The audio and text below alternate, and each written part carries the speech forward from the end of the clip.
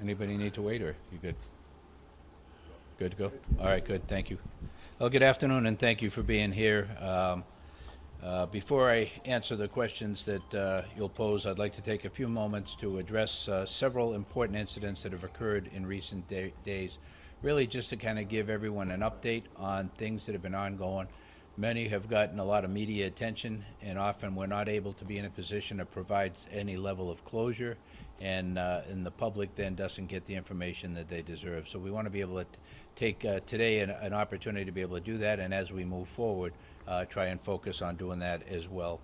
And so some breaking news here. The Los Angeles County Sheriff's Department was working locally on behalf of the authorities in the state of Washington on a murder suspect due to the location that a vehicle was recovered here in the Southland. Based on that, they were proceeding with their investigation when at 12:45 this afternoon, senior lead officers from Olympic Division responded to a radio call where a security officer advised that they saw Alexander Rogers, who was wanted for murder in Washington State, in the area of 6th Street and Lafayette. Rogers was positively identified at the scene and was taken into custody without incident and is currently being held at Olympic Station. I want to thank the Washington State authorities and the LA County Sheriff's Department for their efforts in helping to take this very dangerous suspect into custody. Second issue I wanted to touch base on, we have an arrest of a suspect today who was arrested for assault with a deadly weapon against a member of the Sikh community here in Los Angeles. On August 4th, 2025, North Hollywood officers responded to a radio call of an assault with a deadly weapon investigation at 7568 Lankershim Boulevard in North Hollywood. The preliminary investigation revealed there was a physical altercation between a Sikh community member and an unhoused individual. The victim, identified as Harpal Singh, was transported to a nearby hospital where he was admitted for a skull fracture and potential brain trauma, and that's according to his family information they had put out. Mr. Singh continues to be under the care of a physician due to the injuries that he suffered in that altercation. On August 11th, North Hollywood Division detectives issued a crime alert to officers with a picture of the suspect and his bicycle, which was taken from surveillance cameras where the crime took place. North Hollywood officers took the suspect into custody later that night when they observed him with his bicycle on Lankershim Boulevard and Arminta Street in North Hollywood area. The suspect in custody has been identified as 44-year-old Richard Vitagliano, an unhoused resident of Los Angeles. Vitagliano has an extensive criminal record for narcotics, assault with a deadly weapon, as well as various weapons charges. Based on the evidence in this matter, North Hollywood detectives believe the assault was not a hate crime, at least not from what's been determined at this stage, but instead motivated by a dispute over property belonging to the victim. The suspect, Richard Vitagliano, was booked for 245A of the Penal Code, assault with a deadly weapon, and he is at Van Nuys Jail and remains in our custody. The North Hollywood Command will be conducting extra patrol in the area following this incident and will continue to engage the community to discuss public safety and address any other concerns of our community. Also, an issue that got quite a bit of media attention was an individual stealing mail and was confronted by residents of that building. In the month of August, there were several burglaries in which community mailboxes were breached and mail was stolen within the Van Nuys area. Community members worked together and circulated images of the suspect and the vehicle he drove while committing those burglaries. On August 5th, two community members saw the same suspect return with a bag of stolen mail. One person attempted to detain the suspect and an altercation ensued where the suspect grabbed a knife from inside his vehicle and attempted to stab the victim. The suspect fled prior to police response that day. The Van Nuys detectives immediately started an in-depth investigation, which led to the identification of the suspect as 42-year-old Sarkis Uralian, a career criminal with an extensive criminal record. Through their relentless work, detectives discovered that there were multiple unreported mail thefts in the immediate area. United States Postal inspectors, community members contacted detectives to advise of other burglaries that were committed by the same suspect in other cities. On August 7th, a search warrant was served upon Sarkis Uralyan's residence and the vehicle he used to commit the crimes. Detectives seized evidence including mail belonging to the victim, counterfeit U.S. currency, and burglary tools. The suspect was arrested for assault with a deadly weapon. His girlfriend, Stephanie Wittenbach, was found and arrested as an accessory. The district attorney filed 1 count of assault with a deadly weapon, 17 counts of burglary, 3 counts of identity theft, and 1 count of receiving stolen property against Mr. Uralyan. The DA also filed 1 count of burglary, 1 count of conspiracy, and 1 count of filing a false police report against his girlfriend, as she allowed Sarkis to use her car in commission of the crimes and then later falsely reported the vehicle as being stolen. The investigation is still ongoing, and Mr. Uralyan is currently being held on $900,000 bail. Next up, the arrest of a burglary crew from what was termed the celebrity burglaries. And I just want to take a moment to give you some background information regarding that recent arrest. I won't get into specific details that may affect the successful prosecution of that case. The case originated from a burglary investigation on June 25th at a resident in the 2300 block of North Edgemont Drive, where it was reported that 3 masked suspects scaled the perimeter fence, approached a glass window, and used a tool to shatter that window. They entered the residence, removed property, and then fled to an unknown location. Investigators teamed up with Metropolitan Division resources, who began surveillance on the crew that were burglarizing various high-profile residences throughout the city. Some of the burglaries included homes of actors and professional athletes. On August 7th, investigators followed the group of suspects into 77th Division, where they fled on foot in the area of Slauson and Town. A perimeter was established, and with the assistance of Metropolitan Division K-9 resources, all 4 suspects were located within the perimeter and were arrested for burglary. Investigators discovered the suspects are documented or affiliated with a criminal street gang. Burglary detectives served a search warrant on the suspect's residence in the city of Compton and in Newton Division in the city of Los Angeles, where they recovered numerous items taken during burglaries within the city. The suspects were identified as 18-year-old Ja'Cory Watson, 18-year-old Charles Zaire, a 17-year-old male juvenile, and a 16-year-old male juvenile. And again, not able to share much more on that because the case is still ongoing.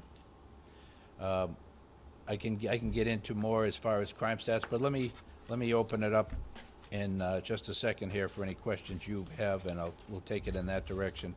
Again, I want to just say a thank you to members of the community who came forward with information that was very helpful to us in a number of these different arrests and many others that we haven't talked about today. But really, it's that ability to be able to work with the community, to be able to work with security officers who are out there, to be able to share information and be able to hold people accountable for preying on other people. Without that, we can't possibly be successful the way this community deserves. So I'm very thankful to our officers who are, in this case, detectives who worked so hard on these cases, but very much so the community members who are willing to step forward and be helpful. So thank you. Let me open it up. Any questions you may have? Chief, can you provide any more, I know you don't have a lot of information yet, but as far as that Washington State suspect who obviously created a lot of fear, a lot of concern in the communities, the importance of getting him into custody? Yeah, since it just happened, we don't have much more to share at this point. There were a number of efforts being undertaken in the region to be able to locate this suspect, particularly of concern since he was deemed to be as dangerous as he is. And we were very fortunate that while other investigative avenues were being pursued, our senior lead officers in Olympic were able to spot the individual and then take him into custody without incident. So good work on their part. Why he came down, I mean, Washington to here, Yeah. 1,200 miles. Right. I mean, Yeah. was there something that was drawing him here? Yeah. Relatives, friends, associates, something funny? Yeah, I wondered about that myself, and we don't have an answer to that yet. I'm sure the investigation will bear that out based on proximity of the car and then any connections he may have in the region, but I don't have that info at this point. Chief, I'm noticing on the celebrity burglary crew, we got 4 on that one right now. One thing, 17 to 18 years old on all of them. Are Are there shot callers that are still out there you guys are thinking, and these guys are contracting to juveniles or near juveniles to commit these crimes, literally steer or guide them, this is how you do it? Yeah, no, great question. You know, when I give this information out here, I want to do so with the understanding that while we want to provide some closure on these crimes, we're not saying that it's done, check the box, that crimes won't continue. We are still very much out there looking at a number of different potential suspects, as well as monitoring what's going on in the area, working with community members and like I said, security officers and others that could be helpful in that. We have to remain vigilant. We can't, you know, take these successes that we shared today and feel like that the job is done. It will continue. It always continues. That's what we do. But I think that, you know, as we move forward, we see that what success we can gain after working together on these type of things, and hopefully that'll be a catalyst for future and closer work in the future. As far as these individuals, Yeah, numbers of crimes that Yeah. in theory they may be tied to it. We got even a rough estimate? yeah, not at this point on the number of crimes. We'll see what search warrants will be done certainly, and we'll see what kind of property we find and then where that ties back to. As far as are these members of many of these burglaries that we've seen are taken on by crews. We talked previously about some of the South American burglary crews that have been in the area, as well as crews made up of criminal street gang members from the Los Angeles area. We are working and have continued to work on both of these types of suspects that have been hitting so many residents within our area, and we continue to do that. As far as being able to say, are they members of a bigger group, I would say that certainly that is a strong possibility. Do people hire or force, or however you want to say, young people who are juveniles in to exploit the system? Certainly that's, I think, a factor that they take into account. Somebody who's trying to get involved in a gang or involved in a gang and they're under 18, they know they'll be treated differently by the system than somebody who is deemed to be an adult. Street intel, are we talking about vehicle license plate readers, things like that, you know, descriptions on a car, ring camera footage? Yeah. Were all these factors put in trying to find these guys? Yeah, no, all of the above. We are using a lot of different tools, a lot of different types of technology, and I won't go into tactics or the specific tools that we're using, but all of the tools in the toolbox have been used in this case, and we'll continue to do that moving forward to be as effective as we can. Chief, I wanted to ask you about Eric Hill, a former LAPD officer who was charged with kidnapping, robbery, among other felonies. Right. He'd previously been charged with insurance fraud as well. Any other LAPD officers come under investigation with those cases? Yeah, do you want to talk about that, Mike? Yeah, Mike, Assistant Chief Mike Rimkunis, he just left Professional Standards Bureau on his appointment as Assistant Chief, but he can speak more in detail to that. All right, good afternoon. So to answer your question, at this point, there is no other LAPD officers that are involved in any of the cases that involve Mr. Helm. Did you look into the possibility, because that was an allegation that was raised? So there's multiple complaints that have been filed against Mr. Helm, but at this point, we have not come across any other LAPD officers that are involved in any of his operations, whether regarding insurance fraud or home invasion type of robberies. Chief, a quick follow-up. Sure. You talked about the North Hollywood attack. What evidence suggests that it wasn't hate motivated, that it was Yeah, we don't have any evidence at this time to indicate that it was. We certainly haven't been able to interview the victim on this yet, so until we do that, we can't definitively say it was or wasn't. But from what we have available to us now, there is not an indication that it is a hate crime at this point. Yeah, Eric? Hi, what do you make of all the attention that's been on these residential burglaries? And clearly there've been these series, there've been these crews that you guys are looking at. Right. Also at the same time, the number of burglaries is dropping. Yeah. Like, what's going on that is changing the complexion of what's happening out there? Because the two seem to disagree since the start of the year. Yeah, no, that very good point, Eric. The number of burglaries overall are decreasing, as is crime pretty much across the board, with some significant decreases, particularly in homicide. And so while we're very proud of the work that's being done on that front, to the people who live in the community that is being burglarized, some of the issues that we see throughout the city, to those individuals, the fact that the numbers show crime is going down doesn't relieve their anxiety. And so we want to be able to address the perception of crime as well as the reality of reported crime as we know it. As far as why would crime be going down, I think there's a great level of vigilance and awareness based on the reporting of many of these crimes, which I believe has worked to our advantage in being a deterrent for others to go out and commit crimes in this area in particular. And so we'll continue to leverage that as best we can as a crime deterrent, but we'll also continue to work the cases that we do have and work to prevent additional crimes from happening using high visibility patrol as we've been using, but more importantly, I think the significant detective follow-up, using our intelligence sources as best we can to identify those that are out there in a repeat fashion perpetrating these types of crimes. So I think all of this working together and the attention that has been focused on this area has been helpful for us in reducing the number of crimes overall. Within the data that you have, yes, the overall number has gone down, but have you detected something like one particular crime is stopping or is driving that number down? Because again, the perception is that residentials are up, even Right.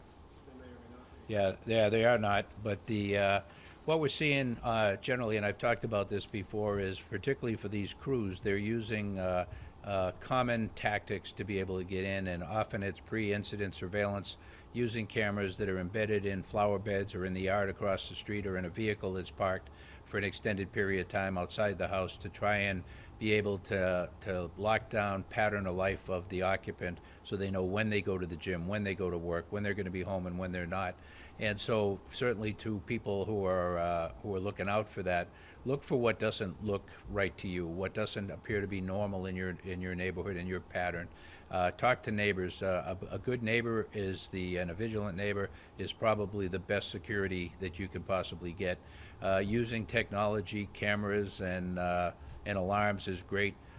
We've seen, as I mentioned too earlier, that many of these crime crews are more sophisticated.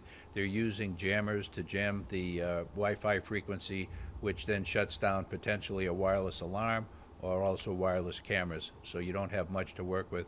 They'll knock on the door when they're comfortable approaching the house. They don't get an answer, and they may come back 15 minutes later, do it again. Then they work their way around the back of the house, and typically they'll break a sliding door in the back of the house or enter through either a window on that floor or a second story. So the MOs are pretty consistent across the board. And, hopefully with the public knowing that, they can take measures to be able to harden the target as best they can. Thank you. Chief, is there anything regarding specific intelligence these crews are finding out who lives where from various sources, online or otherwise, and then are literally sending crews, target it, check it out, see if he's home or she's home or whatever, and then go ahead and do it? Yeah. So a degree of sophistication we haven't seen before on this. Yeah, I would say to that, Pete, that I don't have any specific knowledge on exactly how they're establishing their targets, but certainly we all know with the internet today, open source information, you can find out where most people live and be able to even see cars registered to them, phone numbers, those kind of things, without spending any money. You can do that in a relatively open way. Obviously, then people who use social media and they talk about their trip coming up or where they're going to be or where they currently are, you're telling these folks who may looking to exploit your situation that you're out of town and you're not going to be back for a period of time. Likewise, with people engaged in the entertainment industry or sports, the schedule for when they're going to play games is published everywhere. And so they could tell, in advance when you're going to be there and when you're not going to be there. Not to say that somebody else couldn't be at the house, but there's an awful lot of ways that we take for granted and we don't really give enough thought to. Not only do we want our friends to know where we are and what we're doing, but you're telling everybody else then who may be looking to exploit your situation. Are these crews armed, Good. meaning weapons? Were they armed? Yeah. Yeah, I don't have that information on those that are arrested here, but typically individuals, and we have recovered firearms from those that have been involved in these situations. On these specific ones, I don't have don't have that information. But typically, somebody who's doing this type of thing could well be armed. Reason I'm asking, you're getting a surge in purchases of firearms and people being trained. Are we getting a little bit worried if this type of, targeting continues? We might have homeowner season castle doctrine, and lo and behold, two Yeah. or three people winding up dead real Yep. fast. Yep. Yeah, certainly, I think when residents, legitimately have weapons within their residence, that poses an additional risk for anybody who's then breaching that resident for, illegal purposes. And that's something that we talked during the training. We ensure that people are ready to take whatever action is appropriate when that time comes and if it comes, and also the risks that are involved in doing that. And so the more the weapons that are out there in the hands of law-abiding citizens or in the hands of those that aren't, an additional factor to weigh, certainly for responding officers as well. Chief, I wanted to ask you about some allegations that surfaced back in January about a group of recruitment officers making racist, homophobic, Yep. sexist comments. What's the status of that investigation? And also, what has the department done to sort of assuage public concerns that officers are sharing these views behind closed doors or on social media? Yeah, no, thank you for that. And that information that led to that investigation came from within our organization. An individual who was in that environment reported it immediately. We shut down the unit. We assigned the individuals. Once we determined who was involved, assigned them to home. An investigation was begun. That investigation is still ongoing at this point. And we set the tone very clearly as to what is going to be tolerated and what's not. And clearly, in this case, we were highly offended by what we heard. We made that very clear to everybody in the organization. We've talked about it on a number of different ways. We replaced the individuals in that unit because it's critical. That's a critical part of our operation, to be able to recruit, hire, and train the very best people that we can get. So these are the actions of a handful of individuals. It was not tolerated. A very clear message was sent, and they'll be held appropriately responsible for what they did. I mean, is there any concern about whether damage was done, whether Yeah. some people may not have applied to the job Yeah. because of what they heard? Yeah, I think you mentioned at the time you were going to look at a sort of an impact study. right. Yeah, that's still underway, working with the personnel department on that. Certainly, anytime anything like this happens, it has an impact on some people, certainly, that may have been looking toward the LAPD as a great place to work, and maybe that set them back a few steps. My hope is that we can be very clear that we had a problem, we addressed it, we're moving forward with it, and we're doing everything we can to ensure that nothing like that happens again. This is a great job, a great opportunity, a great career for people who are interested in this type of work, and I couldn't recommend it in any higher than I do for if you're the right fit for this job. Please continue to pursue it, and if you want to be able to see a difference, be part of that difference. Go ahead, sir. Hi, Chief. Say- JR with KTLA. Hey, JR. The DA talked about the street takeover issue that's happening throughout the city yesterday. Right. It seems to me like there's been an increase in mob-style type of criminal activity. We're talking about graffiti taggers attacking a train. We have these younger minors, individuals going into 7-Elevens. Right. And then you have the street takeovers with cars and pedestrians and so forth. Right. Can you talk about where Sure. you are in the investigative and enforcement front? Sure. Of the department? I think we went through a period of time, not only locally but nationally, where there was a lack of accountability or a lack of consequences for people who would do certain types of behavior that were harmful to other people. We saw these mob takeovers. We saw people going in mass into stores and just taking anything they wanted and leaving, feeling that nothing would be done. There were measures put in place by stores where they prevented their employees from stopping somebody who was shoplifting. And so there's a number of things that I think we're coming out of a period where we need to take a deep breath and say, what's right is right, and be able to, in a reasonable way, hold people accountable for their behavior and actions, and to be able to send that message clearly. What the DA talked about yesterday was providing those consequences to people who would either be engaged in these street takeovers or they're watching. We've seen that successfully done in a number of jurisdictions. So with the deployment we have, we want to be able to do it as successfully and safely as we can, and then to be able to have that backup that something through the court system will actually occur, I think will send a very strong message, as will the not only the prosecution of individuals involved, but also the seizure of vehicles. That sends a very clear message to people that there are consequences. Chief, Thank you. on that particular point, Chair's point on that, on the street racing and the takeovers, it's one thing to seize vehicles, it's something else to make a permanent impact on these people. You seize them, fine, they'll come up with a couple of grand, they'll bail Yeah. out the vehicle, there we go, and they're Right. gonna do it again. But is the department and the DA's office and others in the legislative groups gonna take a look at changing the laws to where it will be easier to have a vehicle declared a public nuisance? Right. Where you not only impound it, you destroy it. Right. Yeah, we've seen that. It's awfully hard to do burnouts when you've got a cube that was a vehicle. Right. And it sends more of a message than ever. Yeah. That's one. But the second thing is this, we've all seen it, you've all seen it. Locations where the burnouts, you got, donuts all over the street. I hate to say it, that's like a dog marking their territory. Right. Is the city gonna do anything, and should they do something about when that has happened? Go in there with solvent or whatever and clean that off, so that you don't leave it as a clear mark of saying, we as a street crew own this area. Right, right. Yeah, no, I look at these street crew takeovers, and you make very good points about, like graffiti, marking your area.